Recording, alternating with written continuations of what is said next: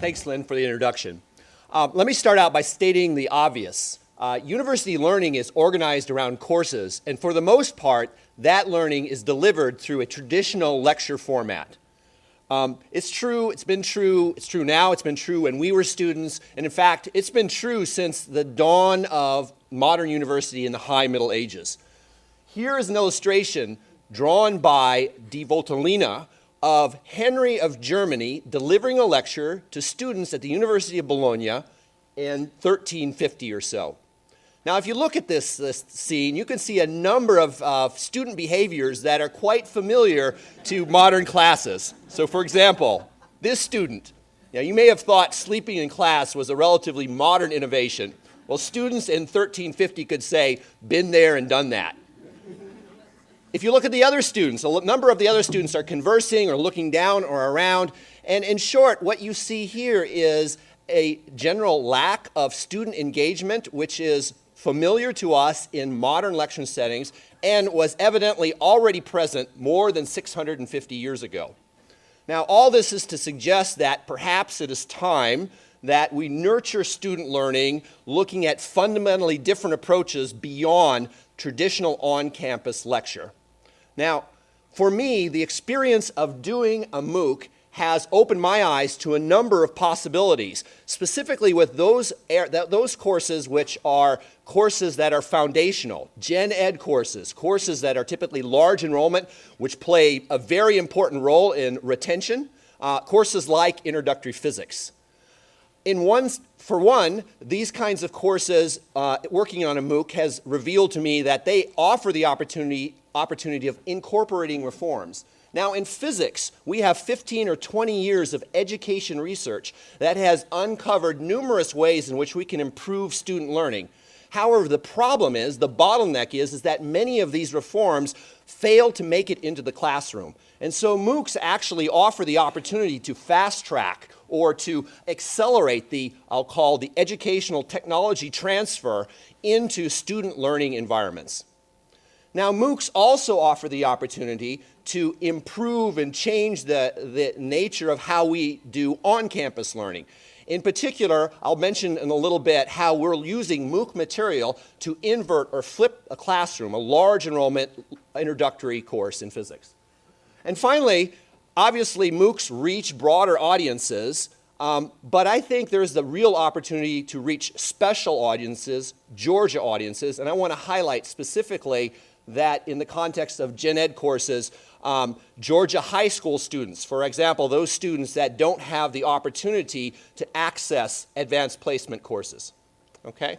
So let me tell you a little bit about the overarching structure of what we're doing now in the introductory physics MOOC. We started the MOOC, offered it on Coursera as what I'll call a public MOOC in the summer. It's now in its second generation in the fall. And in parallel, what we're doing is using that MOOC content on campus to flip or invert a large enrollment introductory course and lab. And that involves a large number of Georgia Tech students as well as some number of high school students. Now, a central piece of what we do involves a laboratory. And you may be asking yourself, well, if on-campus and off-campus students there's this online course, how is it possible for them to do a lab? Because after all, a lab is this specialized room that we have on campus where students go. They sometimes in those laboratories perform some maybe perhaps cookbook-style laboratory, submit a report, turn around, walk out, promptly forget what they have done, because now they're back in the real world where that doesn't apply. So in fact, what seems to be a shortcoming, the absence of the specialized room, in fact, offers an opportunity. And so we have a mantra in our course that we communicate to students, that your world is your lab. And so what we have in mind is that we encourage students or lead students or have students explore the science in the world around them. The subject of the course, the first semester course, is mechanics, which is the science of motion. So students look at and examine motion in their surroundings. And in fact, they can do quantitative science because they already possess the only piece of lab equipment they need, the video camera on their cell phone. So in fact, what we have students do is to go out and observe motion, capture that motion on video. Okay? Then what they use is already developed techniques, free open source software from the physics education research community to analyze that video and extract quantitative data. Now, with that in hand, what they can then do is proceed to apply fundamental principles. The way they do that is to construct models, and that includes using the computer to construct models. Again, taking advantage of already developed resources from the education research community for computation, developing models that is already well-developed pedagogy. Okay? Now, students have their observations, their model construction, and now they have the opportunity to put these together to communicate that. So they deliver a lab report, but that report is on video. It's a video lab report that they then post on YouTube, and those links are circulated among their peers for evaluation. Once again, leveraging already existing methodologies, in this case, a method based on calibrated peer review. Okay? So in fact, what we can think of is that this aspect of the course, we are bringing into an authentic scientific experience, which includes communication, scientific communication, and evaluating the scientific communication in a community of peers. Now, there are other aspects that we're exploring in this course. So there is a lecture component, but to try to think beyond the idea of a video of a talking head, and think about alternative ways to present the material. So in fact, what we have incorporated is extensive use of whiteboard animation. This whiteboard animation has been inspired by YouTube channels, which have a number of science-type YouTube channels with brief presentations on science content, physics content, and the proof of the pudding is that these sites attract 1 million or more visitors and subscribers. So it seemed plausible to us and ask the question, can these kinds of alternative presentation techniques be effectively used in courses? It's an open research question, but what I can tell you is that it is feasible. And in fact, we involve students in the composition of these animations. So in fact, you can think about that not only are students consumers of, let's say, educational content, they can be co-creators of that content. Now, there are other aspects of this course that we are exploring. We're one of the few MOOC courses, that actually uses a commercial textbook. And so this is by special arrangement with the publisher. Now, you might imagine publishers are scrambling in this brave new world of MOOCs to try to figure out what their role is. And so there is some willingness to explore that. And so we're partnering with the publisher to see how that might play out. In addition, we use a number of third-party providers to deliver other aspects of content. Now, I will say that the infrastructure on the provider that we're using, Coursera, has some facilities available for that, but we have chosen, after some experience, to use third-party providers where the platforms have already had a much longer history of development, are much more robust, and have a wider variety of options. Now, I want to say a little bit about the online so-called flipping of the classroom. What do I mean by flipping? That basically, when you have a traditional course on campus, that you will have this sort of lecture course, you have 3 large lectures and a lab or recitation. And what we're doing is, in fact, since we're moving the lectures outside, that frees up 5 to 6 hours of contact time where we have small group problem solving. So we're leveraging that vital resource that on-campus students have, and that is face-to-face interaction between students and among students and between faculty and students. And we also, in that setting, have practice talks. So students practice with feedback from peers as well as instructors how to deliver their scientific communications, how to compose their labs, and have that sort of highly interactive activity go on there as well. Let me just say a couple of things that we're running into right now about the sustainability and the challenges. So if you're taking a course of 150 or 200 students, you're one instructor, you're flipping that. Now you're bringing students in. There's the challenge of, with that large enrollment course, how to facilitate truly powerful face-to-face interactions. So it requires more than an instructor. In fact, there's a team of instructors, TAs, and TAs actually become co-instructors. So it becomes the issue that we're becoming more sensitive to is it's important to support TA training. And of course, if you're taking the large lecture and now you're having these courses offered in smaller group settings, the issue of space also comes into play.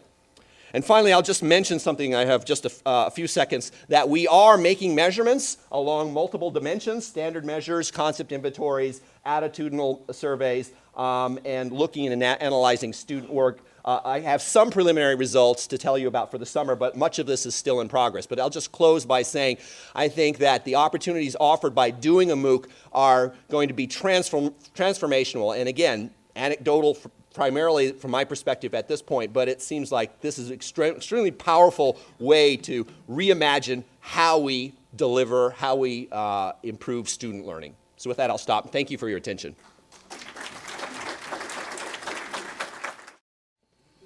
Good morning. I'm Andy Smith, and I taught the psychology MOOC in the spring semester. It was also a course that was sponsored by the Bill and Melinda Gates Foundation. They would develop 10 different core freshman, sophomore classes across the country, and Georgia Tech actually won the right to sponsor 3 of those, and you'll hear it from Karen Head later.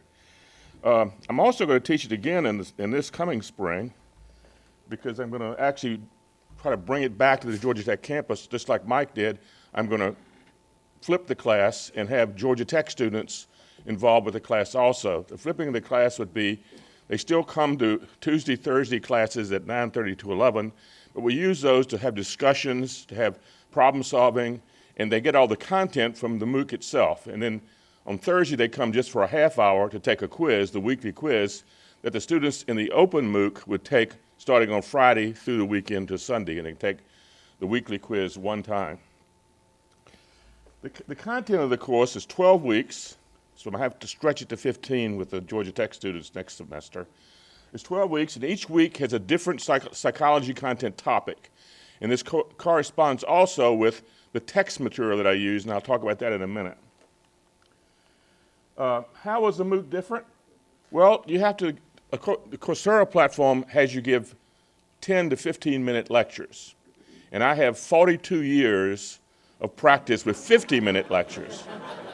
And all I can tell you is deciding what 10 to 15-minute lecture you give for that topic, there were usually 4 to 5 of these in each weekly topic, took a lot more hard work than preparing a 50-minute lecture. You have to decide what can I say to really get the point across about learning or about motivation.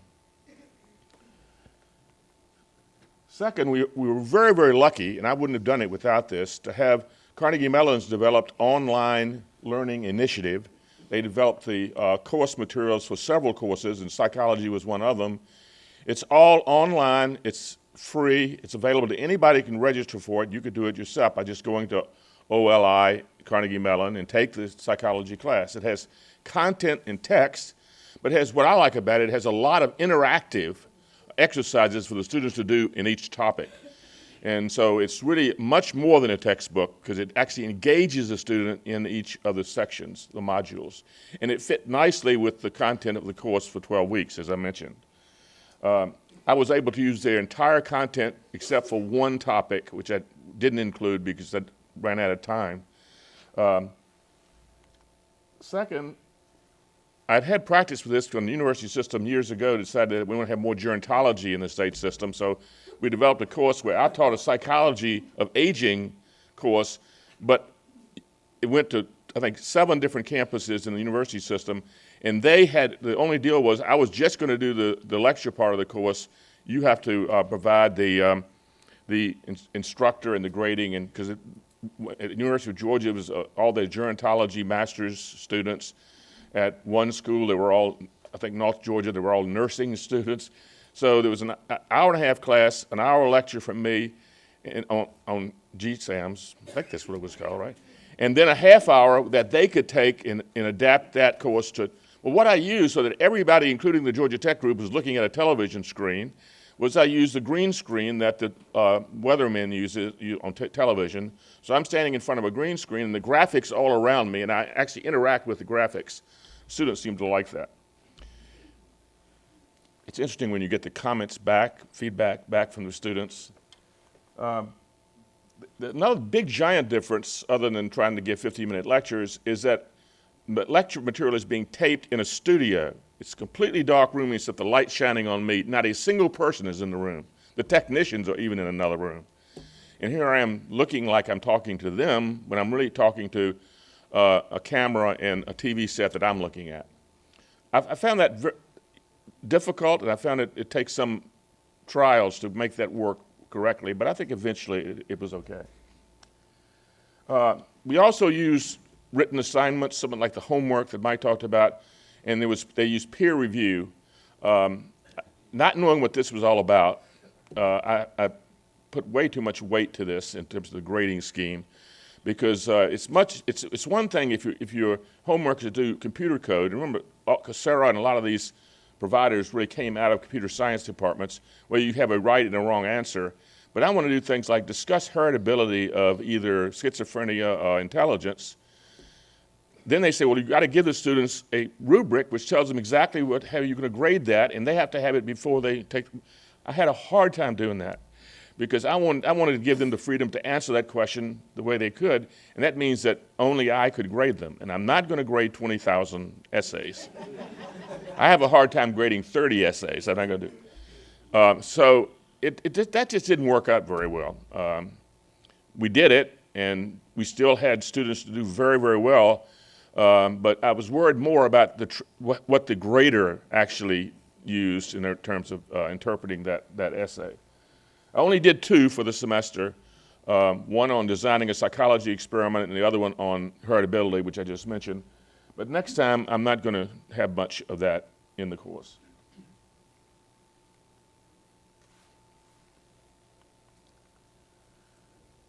I had a TA, an excellent TA, by the way, who's in human-computer interaction master's program, so he really knew a lot about technology, and I just left him to make sure that was all working correct. One of the things we did have, we provided interaction, probably more student-student interaction and instructor-student interaction that you would get in a regular class, even though you don't have that face-to-face feedback.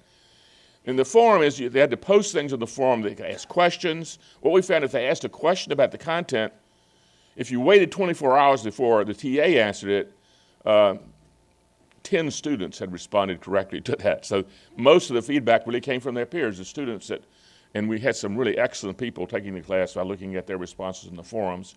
And then the TA would decide, well, here's some questions in the forum that really haven't been answered properly. He would send those to me, and I would answer only those. It ended up being about 10 to 15 a week, compared to hundreds and hundreds and thousands of forum entries.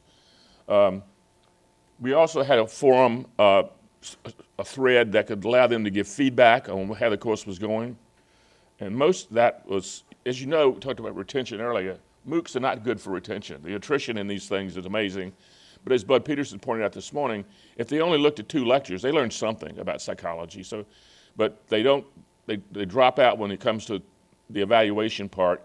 We had 20,000 start the course, and we only had 1,200 to finish the course. If you look at the normal attrition in MOOCs, that's pretty good, actually.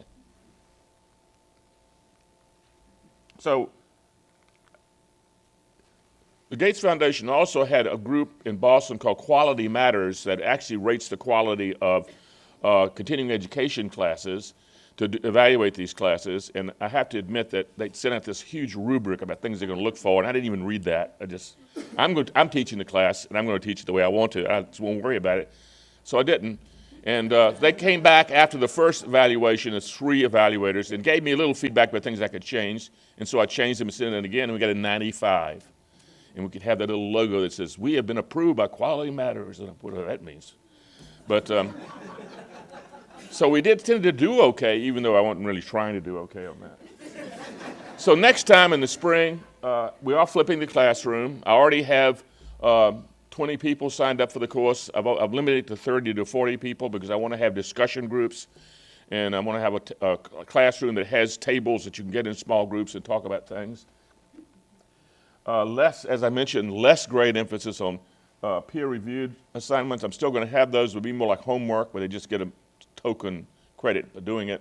It's almost like it's an optional thing to do, but I think the students like that, so they still will do it. But I'm not going to allow the grade on that. They did not like the fact that I relied on the written as peer-reviewed assignments to count a great deal in their grade, and I didn't either. I'm going to develop a few more lecture modules, but now that I've done it once, I know what I can do better. And so I'm simply going to do a few replacements and a couple of extra things that I think would improve the content of the course. And that's it. Thank you. So what I'm going to give you today is a progress report. This is a course that is currently under development, and I want to take you through some of the thought process, some of the things that we're doing, some of the things that we hope to do. I should first say that none of this could be done without a tremendous team that's been assembled for this. I have highlighted two individuals here, Chris Bessinger, who many of you in the board recognize as a former USG employee who's retired, but then we've rehired her back, and Mike Garn, who is sitting here somewhere, who was a consultant. So, the first, I guess I'm advancing my own slides. The first question then is, why pre-calculus? Well, this shows you that pre-calculus, one of the courses that Houston mentioned, has a really alarming failure rate, or at least a non-success rate. About 38% of students taking the course in the system, which is a core course, it's an introductory course, simply do not succeed, getting a DF or W. So clearly that's something that we need to focus on. There's been a lot of work. Our system is not alone in having problems with introductory math courses. There's been a lot of work nationwide about models. How can we improve the success of students in these types of introductory math courses? And one model that has proven to be very successful, and that we as a team, after looking at several possibilities adopted, is the Emporium model that was championed by Virginia Tech. Here's a picture of an Emporium lab. You see, it's a physical space. The model is that students, it's a flipped classroom model. They've looked at the material online. Then they come to this laboratory where they work either individually or maybe in small groups on problems, quizzes, the idea being that in order to learn math, you have to do math. And so they're required to come to this physical space. There also are instructors roaming around, and I'm not sure I can, if you can see here, there are these little red cups at every station. And if you have a question, you put the red cup on your computer, and someone, a peer or an instructor, comes around to interact with you directly.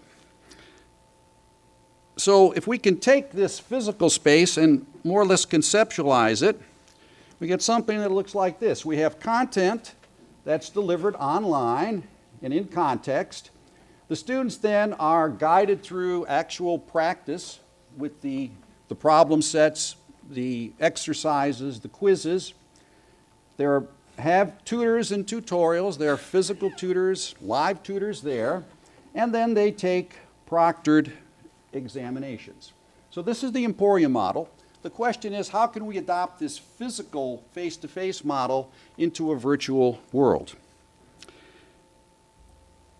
Oh, I should mention that from over 10 years of study, these are the factors that have been determined to really lead to the success of the Emporium model. They have very impressive statistics about the success rate going up and the cost of delivery of the instruction going down. So you can read these for yourself, but the basic point is, get the students doing the actual work rather than just listening to someone talk about it. Have help available there in real time so that when they're struggling, they can be assisted at that particular point. Well, at this point then, this is a slide that Houston showed with different colors, but same information. Basically, the idea was that how can we use some of these new models that Houston discussed, particularly this MOOC type concept, and embed the Emporium model into that. So we're not talking about a classical MOOC model in which the students are not registered for the course or do not receive credit. The model that now seems to be becoming more favored, where they will receive credit after taking a MOOC-like course. We sit right here. We're developing a course that will be available to students registered in a USG institution for credit, but it's going to be delivered in a new format from what I'd call a traditional online course. We're going to, Mike calls it a mashup, I just might call it a combination or a confluence of the Coursera platform with this Math Emporium model. So some of the basic components are, like Mike Schatz mentioned, we are using a commercial textbook, an ebook, that was adopted by our group after examining several possibilities. We're also going to be using WebAssign, a third-party provider, for the assessments, the quizzes, the homework. We're also going to be using then the Coursera discussion board. That's going to be one of the primary mechanisms for students and the instructors to interact. So then conceptually, we can have a roadmap that's very similar to the physical Emporium model. We're going to have content delivered online. We're going to have guided practice. The students are going to be doing the work. We're going to have, very importantly, we're going to have a tremendous amount of support available in the online in the form of tutors. Both the faculty, the USG faculty, we may have grad students, and we're also going to employ for those off hours a commercial tutoring service. And then there will be 2 high-stakes proctored exams. Again, this will be taken online, and we're in negotiations with a commercial proctoring service for that particular part of the equation. So we're hoping then that our USG virtual Emporium is going to mirror the best practices that have been shown to be successful in the physical Emporium. All right, the partners, just briefly. Here are the 5 institutions who are involved in the design and delivery. I'll show you the actual people in a moment. They've been a fantastic team. Georgia Tech's provided a tremendous amount of help in terms of the interaction with Coursera, accessibility, and also they're going to be involved with the project evaluation. I'll shout out Mike McCracken here and his team for some tremendous support. Timeline, very aggressive. I wish I had tried to negotiate a longer one, but we're going to do it. Spring 2014, we're coming live. Our goal is 300 students from the 5 institutions. We're going to, of course, evaluate the impact of the model, and we're going to improve, hopefully, for future iterations. I can report that as of yesterday, and remember now, enrollments have just started in most institutions. We're up to almost 70 students that have enrolled in the course, so we're a good way toward our goal of 300. Okay, so here's the basic guts of the course. It's going to be asynchronous. There will be quizzes and exams, but they're going to be only open during very small windows, so we're going to keep the students moving along. And there's going to be a tremendous amount of support of various kinds, videos, tutorials, various assignments, and of course the forums where they can interact directly with the instructors. Here are my group of angels. We have, in fact, Peggy is in the audience back here. We have representatives from all of the institutions who have done a tremendous amount. They're in the process this semester now of designing the course. And then they will be the same group who teaches the course next semester. So we're going to have this really good connection between those 2 phases. And I mentioned the support that's going to be provided, supplemental materials, the online tutoring services, the Coursera discussion board. This is very key, and to Lynn's credit, she emphasized right at the beginning, just putting the best possible course online is great, but that's not going to do it. You need to support these students 24/7 in some cases, and that's what we're hoping to do. All right, what do the students pay for this? Well, they'll pay their normal tuition. At this point, we haven't worked out a system-wide type business model, so they'll be enrolling at each of their institutions. There'll be 2 proctored exams, roughly $25 a piece. So for that, they'll require a webcam camera. There also, though, will be available on-campus testing services. Most of the institutions have a testing lab. In some cases, they're free, so students will have the option of taking the exam at their local testing facility, and in some cases, avoiding the fee.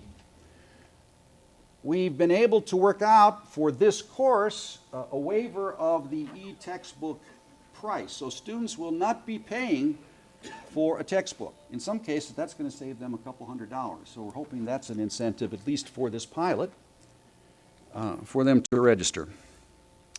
All right, and that's pretty much the status. Things are going well. We've already started, we have 4 modules planned. 2, I think, are pretty much getting to the point where they're finished. Got a long way to go, but the team is working hard. Here are some questions that we can discuss later. What is the faculty workload? This is a new model because now, I should have mentioned, the 5 or 6 faculty are not going to be dealing just with their students from their institution. They're available to deal with all 300 students. So how do you define faculty load in a case like this? How do you evaluate faculty effectiveness in a case like this? Scalability.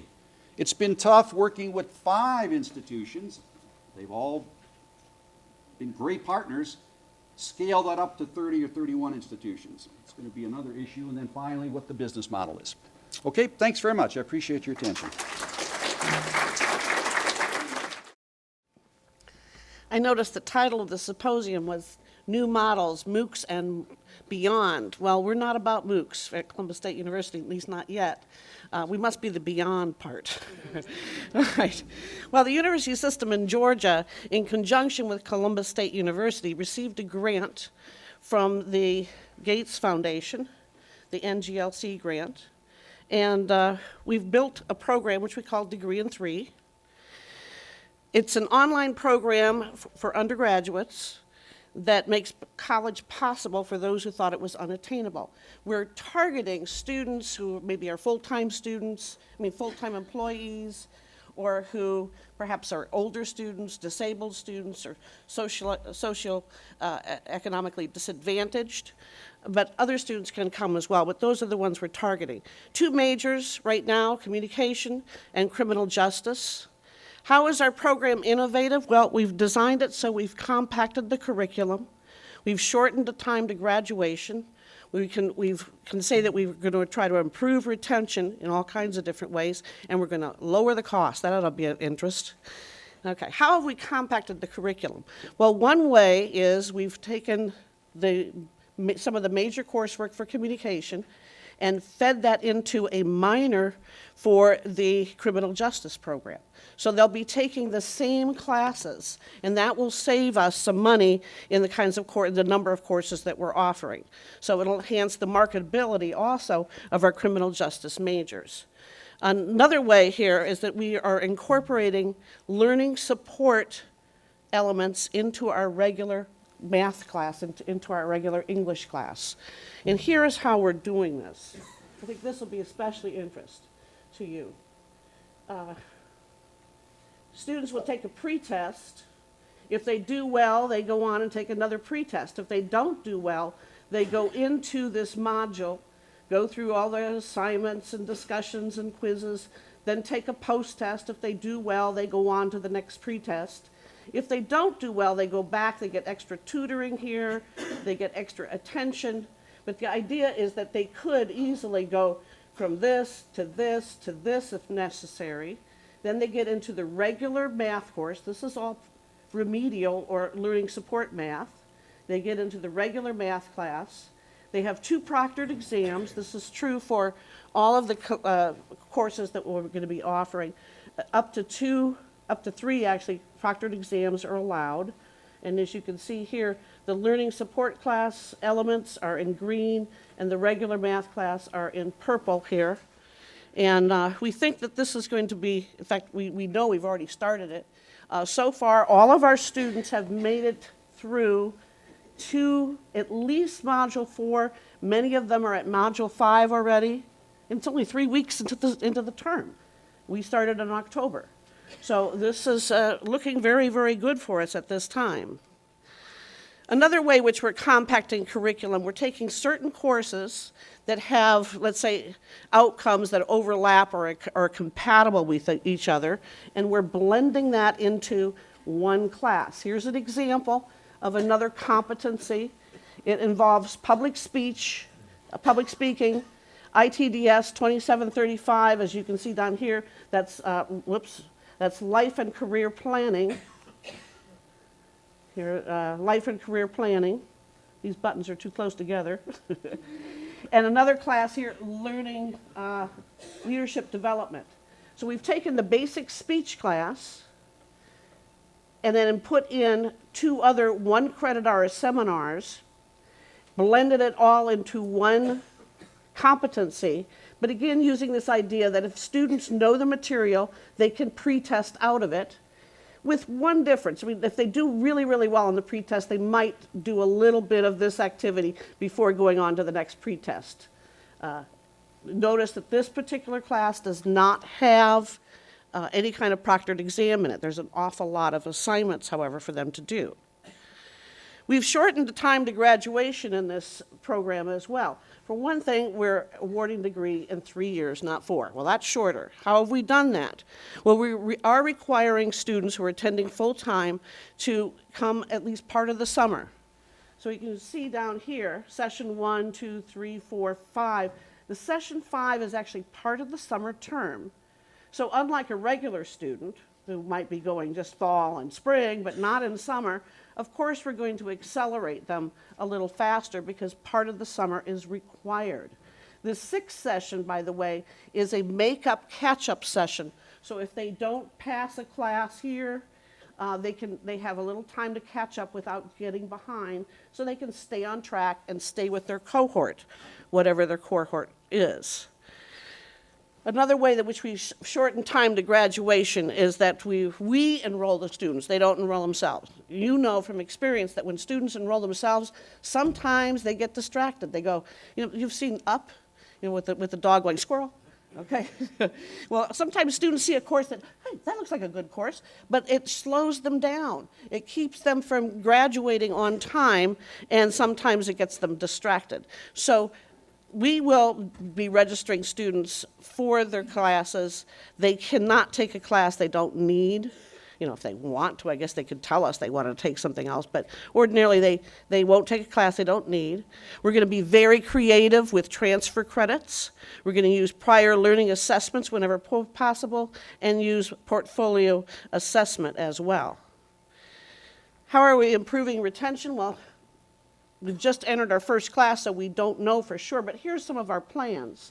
We're going to award, after the first year, we're going to award a certificate in communication. And you say, but yeah, you got a criminal justice major. Yes, both will get a certificate. Both communication majors and criminal justice majors will get a certificate in communication. After the ends of 2 years, they're going to get an associate's degree. Of course, it's going to vary depending on their major. At the end of 3 years, they're going to get a bachelor's degree. And again, it's going to depend on their major. Other ways in which we've aimed at improving retention is to create a template shell so that all courses in the program use the same shell. That way, students know exactly where to go to find out different instructions where the tests are located, where the quizzes are located, where this kind of information is located. It's going to be in the same location in every syllabus. Another way is that we're going to, of course, improve retention is to try to minimize the number of courses they need to take. Suppose you're a student who comes to college and you need to take 3 math classes. You need to take the first year of first semester of remedial math, the second semester of learning support math, and then the regular math class. That's 3 math classes. We've reduced it to 1 math class with learning support elements. So as far as the student is concerned, they're only taking 1 math class. They see it as 1 class, not 3 classes, because we've pulled out only those elements from learning support that they need to know prior to taking their regular math course. We're also improving retention by using intrusive advising. In fact, we know for sure already that's working. We've saved 2 students from dropping out of the program. So far, we have 100% retention into the program. That's good. Okay, I should probably also add, right now we only have 8 students, okay? We've started small, but we've started. All right, another thing is that by focusing the students' attention onto fewer classes, we hope to keep them in the program. Okay, the typical student takes 5 or 6 classes and seems to be pulled in all kinds of directions. Our students will be taking 2 classes at a time plus a competency class. So 2 classes and a competency. And if they need a little more time, they can get a little more time on the competency. 2 classes and they'll start another competency. and 2 classes and so on, so that at any given time they probably will be in 2 classes and 1 competency. At 3 things as opposed to 5 or 6 things that a typical student would be in. So we hope that a student can be full-time employee somewhere or full-time worker somewhere and be in our program, or we do accept part-time students as well into the program. The cost, I think, is going to be very interesting to you. We have a fixed tuition, $6,000 per year. Of course, they're also eligible for financial aid, Pell, credit for prior professional development courses in criminal justice. Many of them come in with a certificate. They are given laptops, okay, because we want to make sure they have access. A lot of these students who are socioeconomically disadvantaged don't have the computers that allow them to get the kind of downloads they need and so on. So we will loan them laptops and they can keep the computer if they graduate from the program. We are going to be using open educational resources whenever possible and e-texts. We know, for example, in the math course, we have access to an e-book and WebAssign, and it costs the students $65, as opposed to a regular face-to-face math class where the text costs $190. 65 versus 190. We're trying to keep it as reasonably low in cost as possible for these students. And also the way we're calculating things is that the competencies are technically free. They have to be in 1 or 2 courses in order to be enrolled in a competency, but the competencies are not extra in cost. Here's an interesting grid. You probably can't see it in much detail here, but the word affordable is used a lot, and it's relative. Affordable to what, okay? Out in California, a house that costs $500,000 is considered affordable, right? Not here. Columbus State, we were kind of mid-range in terms of our tuition and fees. So I've used Columbus State as an example here. Undergraduates only paying in-state fees. Otherwise, it would be too cluttered with numbers. But you can see here, in a face-to-face student will pay $225 per hour with fees, per credit hour. For the cost of semester, based on full-time load, that would be $3,387. If you're an online student at Columbus State, you have to pay more in tuition, less in fees, but it still comes out to $288.90. And your cost for the semester is a little over $4,300. Look at what it costs for a degree in 3, flat rate of $150 per credit hour, $2,400 for 2 sessions. Our sessions are 7 weeks each, 2 per semester. So this is what it would cost per 2 sessions. So we say it's affordable. Yes, it is. Compared even to ourselves, it's affordable. Some of the early findings that we've had because of this program is we have developed a data dashboard and an analytic system that we didn't previously have. We're using online intrusive advising and coaching to a degree that I know we've never done before. We've done it face-to-face, but not online like we're doing now. We've developed a weekly progress report, which, again, none of our other instructors are using, but the D and 3 instructors are using it.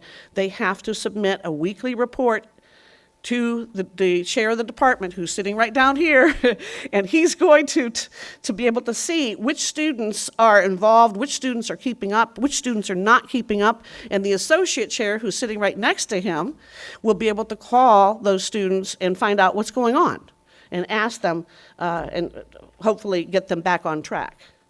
We've found out that as far as social media and marketing is concerned, we need to learn a lot, but we're trying and we're doing it. And we have developed QM training and course review for all our courses in this program.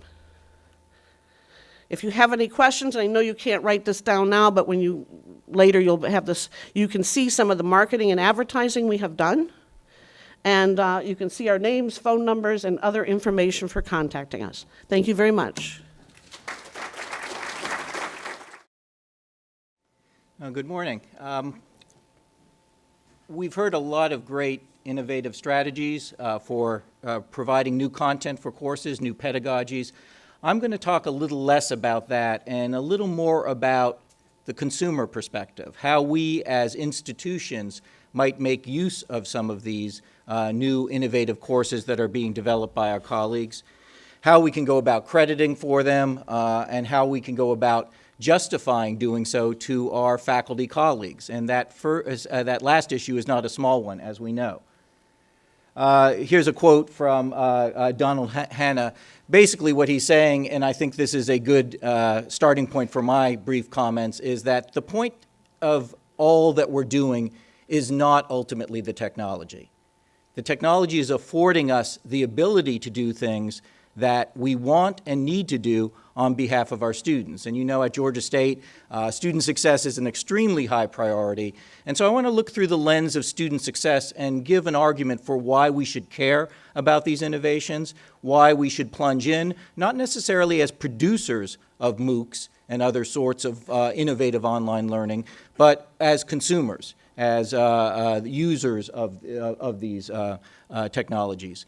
It's a established fact that there are certain strategies in the classroom that up to this point have been hard to deliver that have big impacts upon the level of learning. Houston this morning emphasized quality, and we are all about making sure that our students not only pass courses, but they leave those courses with learning. And there are things such as, and they're listed here, instant feedback.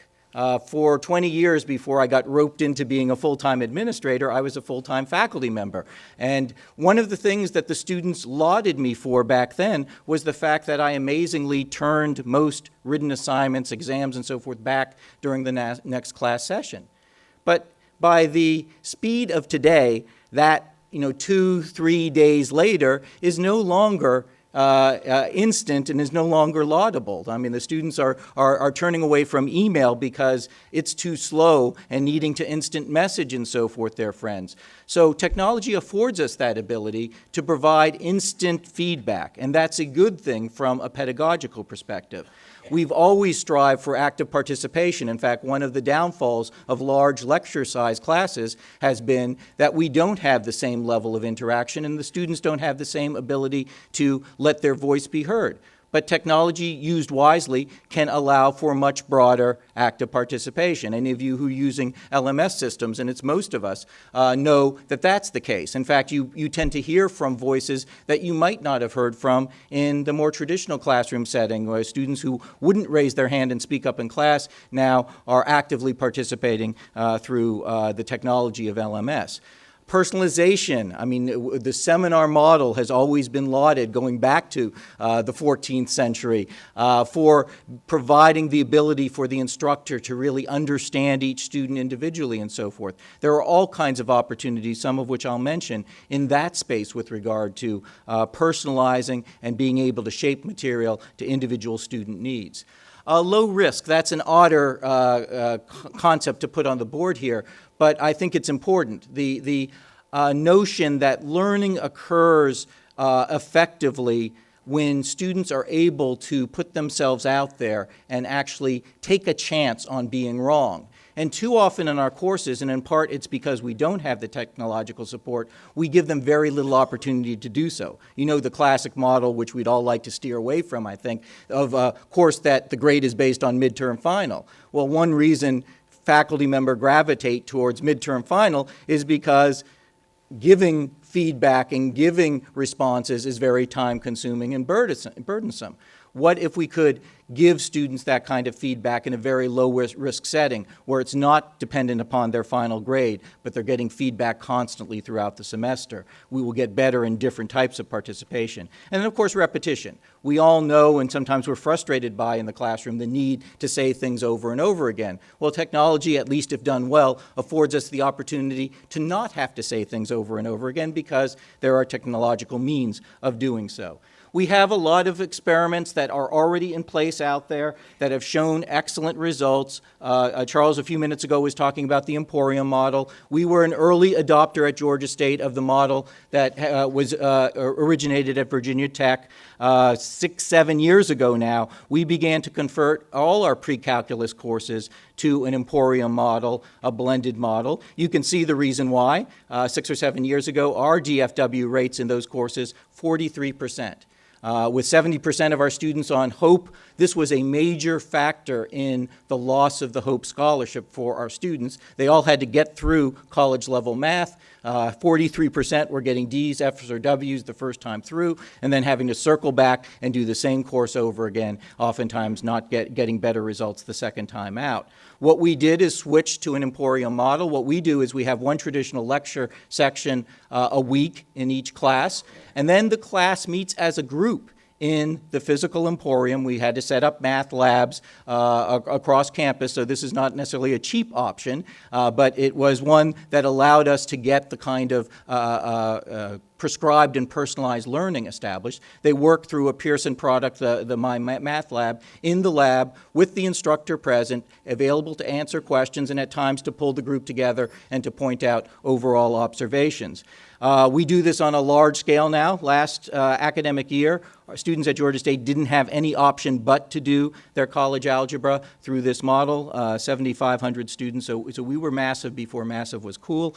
And we've lowered the DFW rate in the course by half. We have other measures to try to get lower, but that's a big, big difference. And it is by using technology to afford the ability for students to get repetition, to get personalized learning. We all know in math how important it is that you structure the material so that you understand something before you move on, and we've been able to establish that through technology. There are many other experiments out there. I'll mention these briefly. Denver Metro University has used in some of its STEM fields, especially chemistry and biology, very short modules, video modules like those that were shown a little earlier, done for cheap with a iPad program. And they found that it really has helped students in multiple ways. It's led to a decline in the number of drops and withdrawals in these science classes, in part because they've created modules that in effect create some of the material that is necessary as prerequisite to the course. They've also found that once students get used to being able to see in little 3- and 4-minute segments important concepts explained and illustrated, they are then coming back to use those modules even the next semester, because instead of getting into the course and realizing they've forgotten a lot of the material, they're now going back and reviewing the modules. And technology allows all of this to be tracked and the efficacy to be appreciated.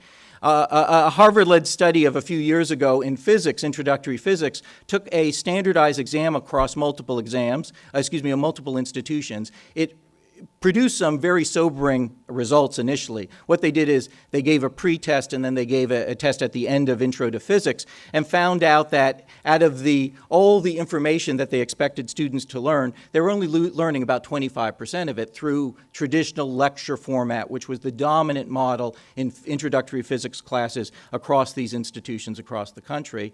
They began doing things like using handheld clickers, so during the class, students would be engaged and have to present answers. They also began getting the students to break down in groups and consider questions like this one. I'll allow you to read it, and if you come to my breakout section after lunch, I'll actually tell you the answer, but it's the cat. But actually having the students, rather than being told, here's the principle, actually face a word problem like this and get engaged and then have to defend their arguments and so forth. What they found is attendance in these classes went way up, engagement went way up, the level of learning went way up. That's proved by the results on the same exam. Now when they did the pretest, the purple dots actually show the results after the experiment. And the learning across the board in every institution increased by almost a factor, doubled basically, in the amount that students were learning just through some of these changes. So we have good reason to believe that technology can help us, even if we're very traditional faculty members who are concerned about traditional learning that goes on in the classroom. And that is in some ways the power of MOOCs. They provide limitless repetition at low stakes, so students can review videos and participate and see things over and over again. In the future, they'll provide increasing amounts of adaptive learning. I've taken 2 Coursera courses now, and I can tell you they do not have adaptive learning currently. But we're at the stage now, as we were with video games when Pong was being played. played. I mean, there's lots of room for development, and I have no doubt that adaptive learning technologies will increasingly enter this space. Students have access all the time. There is the promise, as Houston was speaking about this morning, of shared resources, cutting costs for students, cutting costs for institutions. And then we have a real advantage here in Georgia, and Houston is dead on about this point, that we have a system of shared curriculum through our general education that is very rare nationally. In August, I actually had the honor of addressing the Georgia Board of Regents, and if you ever get to that point, one of the fringe benefits is if you do a good job, other systems hear about you. So over the last 10 days, I've addressed the Ohio Board of Regents and the SUNY state system, talking about some of our programs at Georgia State and so forth. And although, and I hate to tell Houston and others this, both states claim that they have the best system in the United States. So they're both number one, leaving us to be at best number two. But neither of those states, despite the fact that they are so wonderful, have anything like the shared curriculum that we do. What a huge advantage it is when we start to think about, well, how are we going to credit MOOCs? How are we going to share resources? The presentation we just heard a minute ago about the math experiment, the pre-calc experiment this spring, wouldn't be conceivable at SUNY, where what one institution requires in the course is very different from another, and so one student takes the course and then finds it's not transferable to another institution. That's the upside. Here are some of the challenges, and these are part of the agenda for the consortium that we've been talking about this morning and that Georgia State has agreed to help coordinate. One thing is, the field is so new, the sands are shifting in a way that makes traditional academic processes very difficult. So one of the tasks that we were given as Georgia State University was to begin to think through what courses are out there and are they the equivalent of courses in the general education for the university system of Georgia. And we had this agreement signed with Coursera, so we began to interact with Coursera and some of the institutions that offered the Coursera courses to say, can we have your material, can we look at the courses so we can see if it maps onto the USG pedagogies and content requirements for these courses. What we found out is that time and time again, the institutions told us, Duke offered a basic course in English composition. Oh, the course is not going to look anything like what we did last spring because we tried it last spring and 80% of it is going to change and be different. So one of the advantages of our core curriculum, it's also a disadvantage for some, especially academic leaders at the units, is that it's slow moving. I mean, it takes a long time to change a core course in the USG, but that also gives us the ability to know, okay, well, this is how we can treat it and how we can judge it. Not the case with MOOCs right now. They're not really open. If you don't know this already, let me tell you that if any student wants to go to a Coursera course, for instance, and take it, they can do so for free, no cost, no problems. If one of your instructors stands up in front of a class and says, look, we're doing introductory physics, and there's this interesting segment in this Coursera course that I'd like you all to sign on and look at tonight, then it's the same copyright issues as if the professor were passing out copyrighted printed material. And there is a cost structure to use that open material from Coursera. We would have to pay per student just as we would a textbook. In fact, those rates have actually been established when the USG signed a contract. So recognize that open is relative. It's open to some, and in some cases, but not all cases.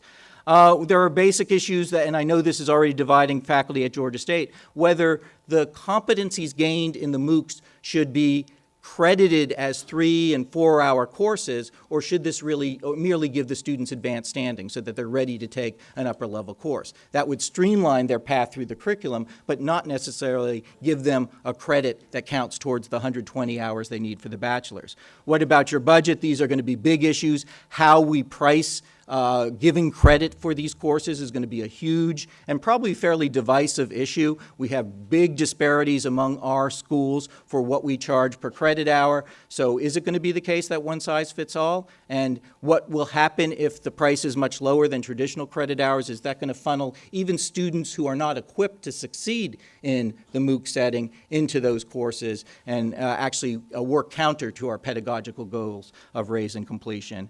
What about the accreditors? It's good good to have Dr. Whelan here today, but there are all kinds of issues that come with moving from a system that traditionally has looked at contact hours between instructors and students to one in which we can't, in many cases, make the same sorts of claims. If a student comes in, for instance, and says that they've taken a MOOC and they want to take a competency test in order to show that they have the same level of learning as a student who took the traditional course, that is something that many faculty on our campus are inclined to offer, but there's no guarantee of how much seat time that student spent in learning the material or what that seat time looked like and so forth. So we need to work through those issues as well.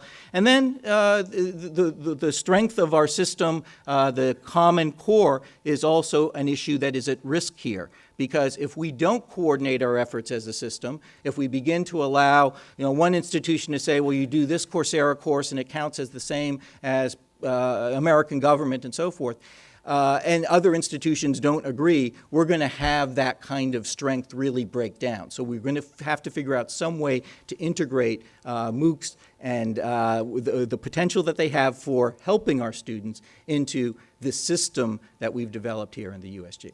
So thank you very much.